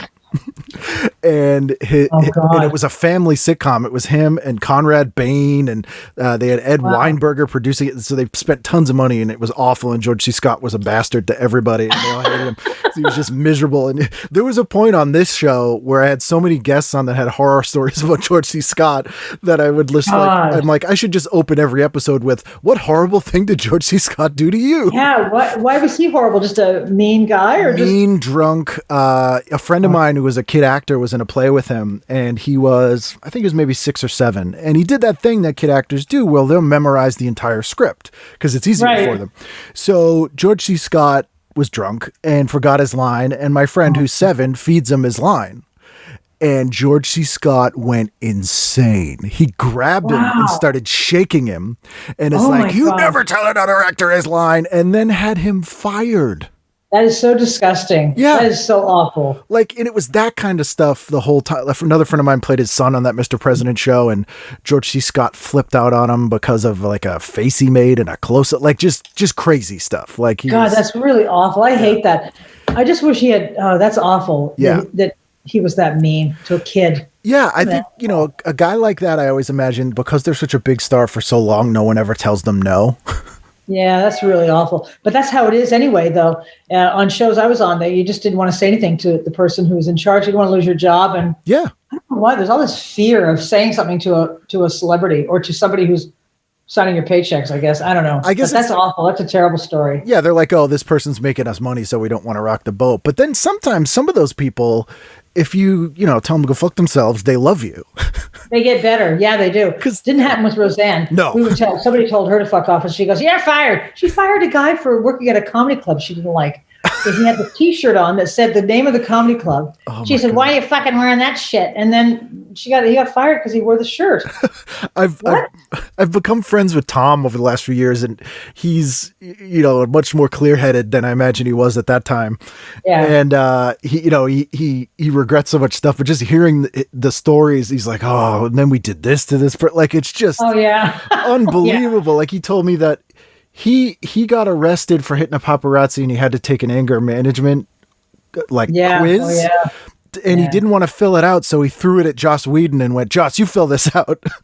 Yeah, I'm sure he did that. They did a lot of shit together, but they were having so much fun. I mean, the two of them were identical. They had so much money, and they would go down Sunset Boulevard and hang their asses out the window of their cars, and they would just cause trouble. They'd come to the room. They come into the writers' room at 2:00 in the morning. "What are you guys doing here?" "Well, you threw the script out. We're still here, Yeah. And he would sit down and make suggestions, and we'd pretend to put them in, and then we wouldn't put them in. But it was crazy. Oh, it was great. It was great dad crazy. Oh, yeah. I mean, David Fury told me there were days where Tom would come up to him and go, "Hey, me and Rosie are doing a charity gig this weekend. We need a half hour of stand-up or you're fucking fired." Yeah. They would tell you, "Are you fucking fired?" They called Steve Moore. I don't know if you knew Steve Moore was this guy. They called him up and said, "We want you to play piano. And if you don't do it, I don't know what they were going to do to him. Something." And then he said, "I can't do it." And they said, "We'll give you $5,000. Okay, what time do I have to be there?" Like they just give him money. Yeah. And everybody was a whore, You just get money and you'd go and you'd work for the Arnolds, Who were like real life Beverly Hillbillies in a lot of ways. They really were like the Beverly. That's funny you said that, because I'm looking right at the Beverly Hillbillies right now. Yeah. I mean, it was like, they're blue collar people from the Midwest that all of a sudden are loaded and they're living their lives that way. God, they had so much money. And she would say to us sometimes, "I got $80 million. How much have you got?" And I said, "I have like $80. Yeah. You're never going to have as much fucking money as me." I know. Can we just keep writing? Yeah. It's like, what's your point? Yeah. It was just, she was out of her mind. But I mean, I'm sure now she's better. I don't know. All her kids are like 40. She's worse now. Yeah, she probably is worse. Maybe Tom got better and she got worse. Yeah, Tom's much better. Although he's still like, he'll leave me the most amazing rambling phone messages in history. I'm sure. Yeah. But I'm sure. I mean, he's probably okay. It was just a crazy time. Yeah. But he's got lots of money because of it. So. Oh yeah. I mean, it worked out for everyone. It worked out really well. Hey, what about? I know I was going to ask you. So the Beverly Hillbillies, Boy, I'm not sure if I loved or hated that show. I kind of hate it. I kind of hate it, and I did too. it was. I hate it. I've discovered this thing with those of us who grew up in the Northeast, and I don't know if it was similar growing up in Toronto, but any Southern show, we had this like visceral, instant rejection of. Yeah, me too. Like, yeah, there was something about it I didn't like. And I don't know what it was. Maybe it was just everybody was a hillbilly. And you know what? Honestly, they were annoying. Yeah. They were living in a nice neighborhood. Everybody hated them. And they were always acting surprised that nobody liked them. Yeah, you were on their neighbor's side. Yeah. Yeah, totally. And that's why I didn't like it. You thought, go back to wherever you're from in Tennessee and go back to bumfuck Tennessee and take your big money with you, but don't live here. Especially they were awful. They were awful. These people earn their money and you guys just want it. Now you're ruining everything for them. Yeah. And they kept wearing rope belts. Like nobody went out and bought a belt. Everybody had to wear a rope belt. Yeah. So we could continually remember that they were hillbillies. Oh, yeah. You have money. Why wouldn't you go and buy some other clothes? I never understood it. It makes no sense. And it was, whereas a show like Green Acres, which I love. I did too. I love Green Acres, but it was smart, though. It's very Green Acres smart. Was good. Yeah, it's very smart. And except he never fixed the house. No. The house always looked run down, but I understood it. I got it. It was cheap. Wasn't that the thing? Yeah. Well, and he was also like, we're going to do it ourselves. Eddie Albert's my favorite angry comic actor. Like he would just be so mad all the time. And there was like this seething rage under everything he did. But you got it because everyone around him was annoying. Yeah, everybody was annoying, and he was really a secret rage. He was always angry. You're right. Oh, you thought he was just going to start punching people, and he'd try because like Haney would come in. And I've never heard. There's no way on earth there's a Green Acres episode where Eddie Albert says "God damn it," but I remember every episode Eddie Albert saying "God damn it." Oh God, that's so funny. Yeah, he hated Mr. Haney. God damn it, Haney. I didn't realize for a long time that Mr. Haney owned the house they bought. Oh, yeah. I didn't know that. Yeah. And that's, I think, what the Beverly Hilbillies was missing is they were missing an Eddie Albert character to be like, What is wrong with you people? Yeah, you're right. Because the banker was enough. What's his name? What was the banker? Mr. Drysdale. Yeah, Gordon. What was his name? Mr. Drysdale, but what's his name as the actor? I can't think of his name, but he was looked at as like a jerk and a buffoon, whereas Eddie Albert, you got why he was mad, you know? And, and you felt this. They were missing a Mr. Haney. Oh God, that show, Green Acres, was so smart and funny. They did such funny stuff. And Ebb was the farmhand. Yeah. Yeah. And I couldn't figure out where he lived exactly. Where did he live? They never really said. No, I couldn't figure out whether he lived there or he had to drive home, but he was always there in the morning, really early. Just show up. And that was the brilliance of that show too, was that everybody, aside from Mr. Haney, everybody was good natured and they were trying to do the right thing. So he was extra frustrated that he couldn't really be mad at them. Yeah. That's exactly. They're all trying to do the right thing. And she kept making, what did she make all the time? Pancakes. She never made anything, and oil for coffee. Yes. That was it. Yeah. So weird. That's a show that I revisit often. Like that is a comfort show. It's always funny and it's just great.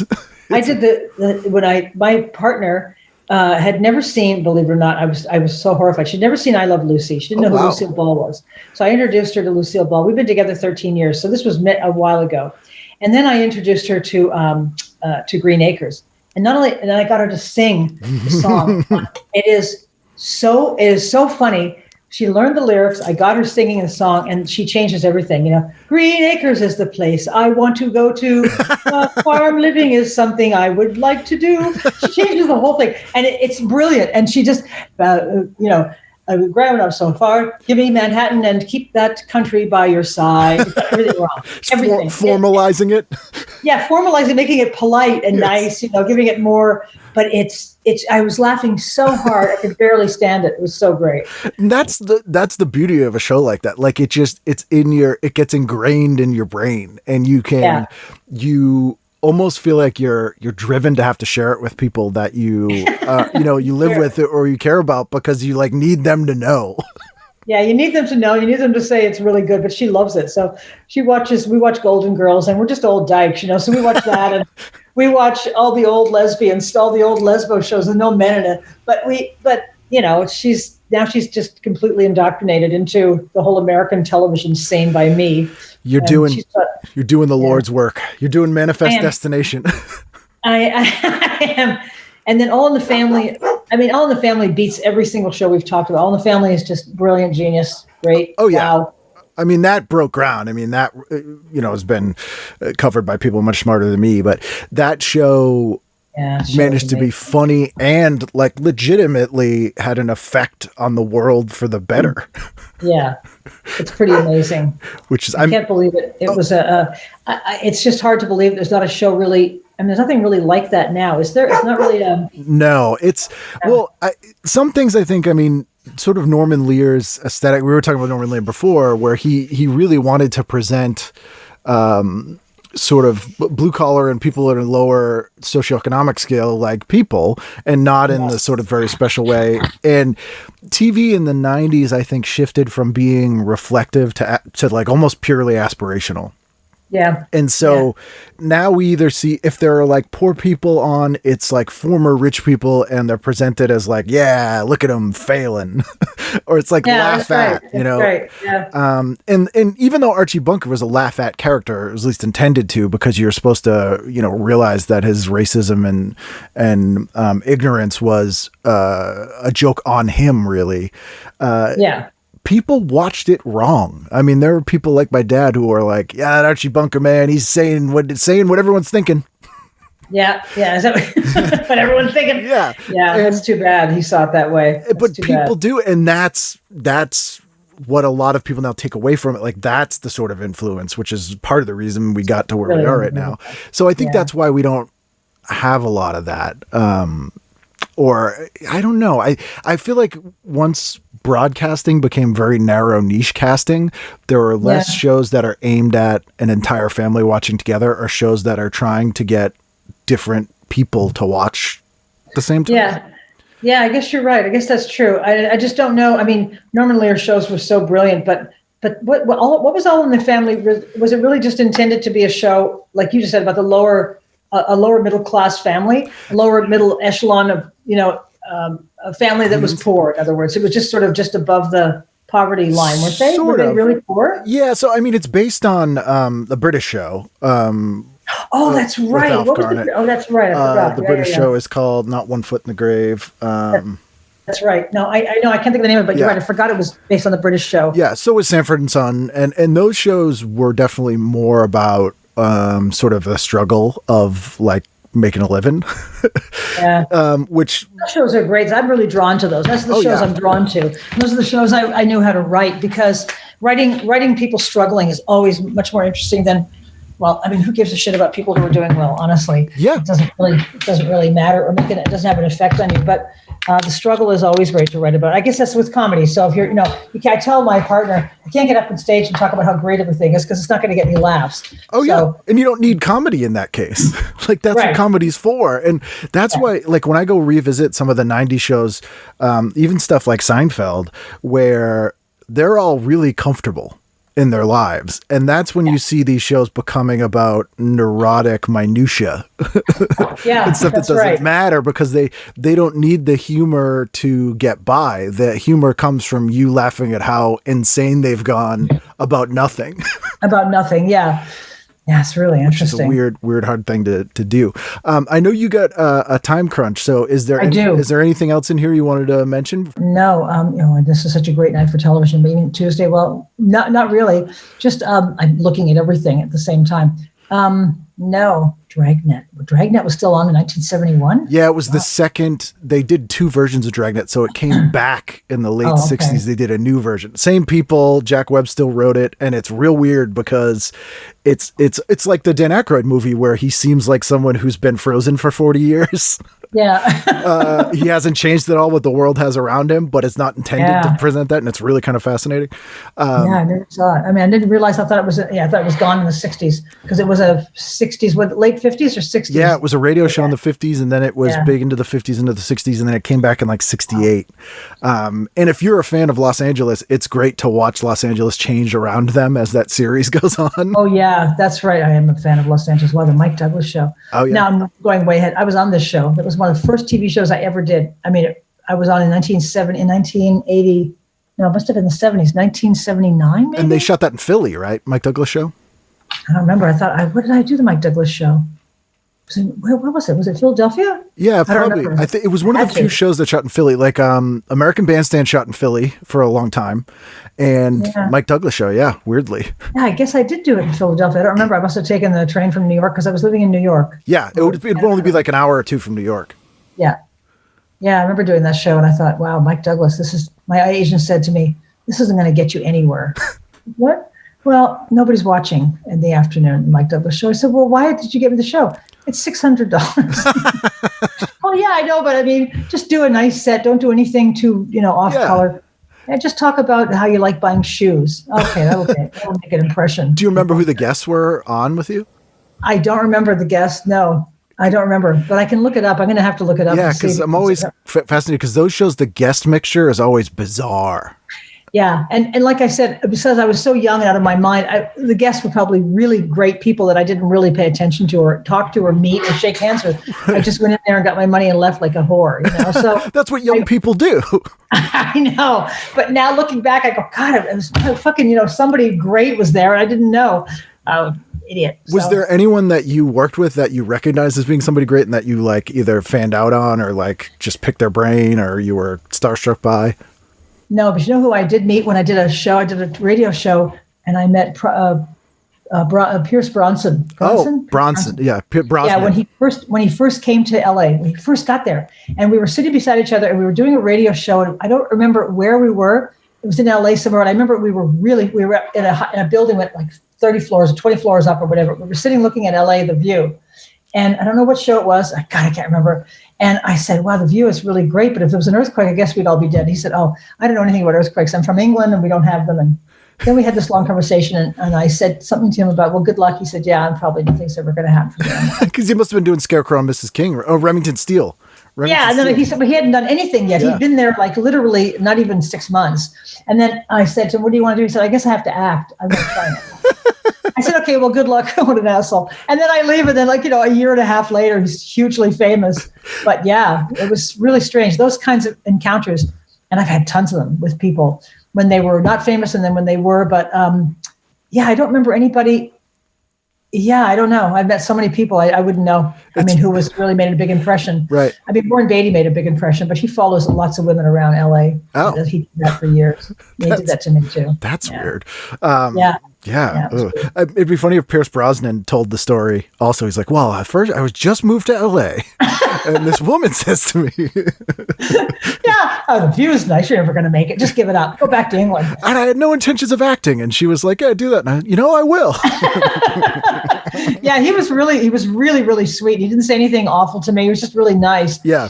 And really handsome. Really, really, really handsome. He's one by all accounts I've never heard a bad thing about. There's a few guys, which is kind of shocking. I've never heard a bad thing about. There are a few, but there's actually probably more than a few. Yeah. Probably a lot that are really nice because they're just happy to have worked and made money. Yeah. But he was really nice. And some other men that I met, I'm sure I met lots of them. I just don't remember them. But. Yeah, well, that's probably for the best for some of them. Yeah. Hey, what about Room 222? Wasn't that a black actress who did Room 222? It was a black actor and a black actress. And that was only 2 seasons, but that was a great single cam a show about an inner city school and is kind of a dramedy before that was coined. Wow. It was a great show. It's amazing that you know everything. It's shocking. I can say to you, do you remember the show about the guy who lived in a box? Yes, that was 1974, and that was about everything, anything. It's great. Your wife must love saying to you, honey, you know what show is on? Yes, I do know what show is on. That's the show about what? I do know everything. She's like, you had to educate me on 50 years of American television in a decade. That's amazing. You really do know a lot. Oh, thank you. Yeah, I just watched a lot of TV as a kid because it was like, that was my thing, growing up here with nothing else to do. But it's amazing to me now that we can watch pretty much whatever we want whenever, and there's stuff that I never thought I'd see again that you can just pull up and you can share Green Acres with someone in Germany. It's the greatest thing, hearing her sing it. One of these days I'll have to send it to you. I have to find it. Yes, please do. You'll love it. It's just hilarious because it's not fake. It's not pushed. She's not really trying hard. She just honestly can't remember the lyrics and putting in her own version. It's just great. That's the funniest stuff when it's genuine like that. Yeah, totally genuine. Hey, I was going to ask you, what I don't remember the show. I remember the show Make Room for Daddy, but that was, it sounds like a porn film. It does. It's Make Room for Daddy. What was Make Room for Granddaddy? Was that just when he got older? It was a spinoff. Yeah, they tried to do like an updated version. So this was after Marlo Thomas did That Girl. And there was like a weird resurgence in Danny Thomas in the early 70s. So they tried to bring it back as like, it was one of the first times they did that. Because in the 80s, that was huge. They were doing a lot of those reunion movies or like, you know, the new Leave It to Beaver and the new Munsters and all that stuff. But this was an early attempt at that. That was a major bomb. I'm sure it was.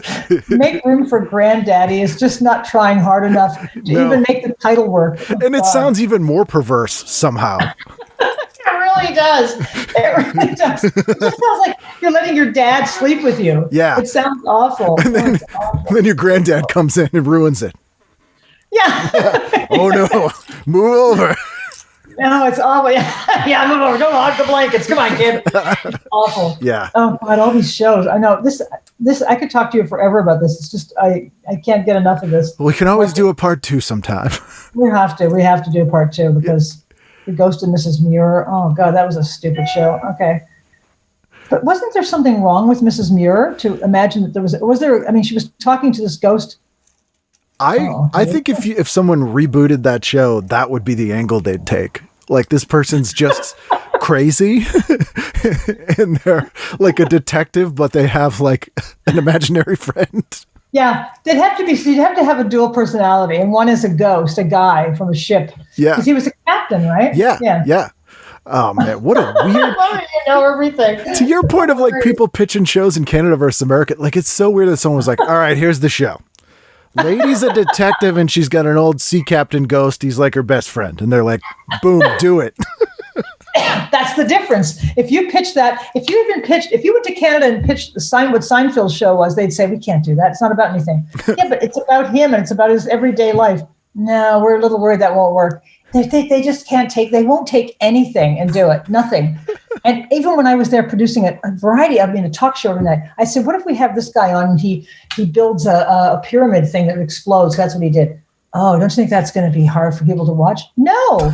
And I had to push every little tiny thing. Yeah, it was really hard. They're very reluctant people. But then some of the most innovative people who've done American comedy, comedy in America have come from that, which I guess makes sense if they can't do it there. Yeah, they have to escape. They have to get away from it. That's what I did. I just said, I can't do stand-up here. I couldn't do comedy. I mean, I was brand new at it, and I wasn't very good, but I was saying things that I didn't have I didn't wear shoes one night, and they were horrified. They were like, yeah, this lady's not wearing shoes. Yeah. Okay, well, so. Yeah. But then you could come to America and be like, here's the show. It's a detective, never wears shoes. They're like, boom. Yeah, exactly. Greenlit. Americans are great that way, though. They really do. They'll just take risks. It's the greatest thing about them. It really is. Very good. Yeah. I mean, the risk reward is, when we do get great stuff, it's great, but man, there's a lot of garbage, which is also kind of great in a different way. It is great, but we try everything. This is what I like about it. This is why when people say to me, oh God, how can you, and the people here say, how can you ever live in the States again? I said, because they did everything for me. The Americans did everything for me. They gave me my green card. They helped my career. They helped me along the way. I made money because of them. I had my life is there. 40 years of my life I spent in the States. And so I love them. Yeah, I love it. And it's so bad with Trump. Well, I'm talking about, there's Trump and there's America. They're not the same thing. No, they're not. And there was a long time before that too. Yeah, exactly. Yeah, try to tell them that. It's hard though. I mean, I think people in Europe, it's so small and they kind of think that everybody thinks the same way, which is sort of true. But I think that a lot of times they don't understand how big America is. That's exactly right. That's exactly what I've had to explain to them. But sometimes at nauseum, because you go to a party and everybody wants to talk to you about America because they think you're the expert, you know? Right. And so it's just annoying, but I try to tell them, it's been a great country to me and your country didn't do so well either. So let's remember your history. That's a good point. That's what I say to them. And they go, oh yes, that was a long time ago. Yeah, well, it wasn't that long ago. So, just keep it in mind when the radicals are out there in Berlin. It's all getting angry. So. It's all relative at this point. Well, thank you so much. It's been great talking to you. I can't thank you enough for doing this. You know what? This was so much fun. I can't tell you how it made me really happy because I miss the States and I miss people like you. And thanks. This was a blast, a total blast. Thank you so much. I loved it. Oh, baby, I see you in my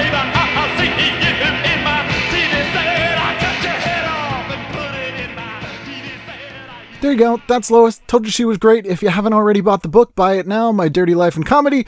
Lois, Lois, Brom, Brom, funny.com. Amazing. And I also put up links to Sorority Girls from Hell, that clip from Television Parts, which is actually the first place I saw her. And I'd never heard that story about it becoming this sort of underground gay tape trading legend, and that there were drag shows about. That's just amazing. So good. She's so funny and great, and you already know that because you listened to the episode.